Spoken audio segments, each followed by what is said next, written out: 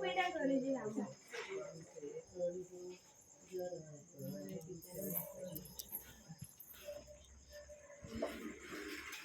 2-5 મિનિટમાં જઈને આવું. ચાલશે ને પેલી બાજુમાંથી દ્રષ્ટિ જોડે ઉતાર લે સારથી તો પણ ભગવાનનું મૂકો હોય જોશે ને ડીશ હા પૂજા પણ એટલે લઈને જ આવું. જાના હજુ તો વાર છે.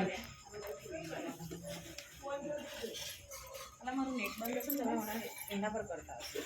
सोनिया पीधर आ जाओ भैया अगरबत्ती लगा पीधर आ जाओ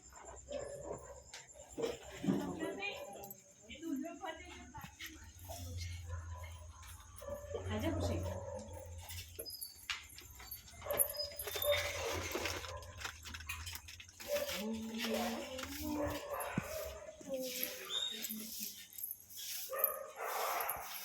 दोस्तों अभी अंधेरा है और हम वीडियो बना चुके हैं। बहुत अंधेरा है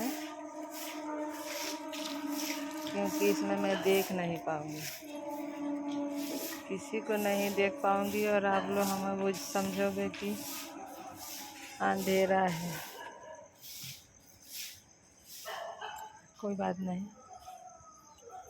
आप लोग से दर्शन हो जाएगा हमें और भगवान जी से दर्शन हो जाएगा आप लोग का।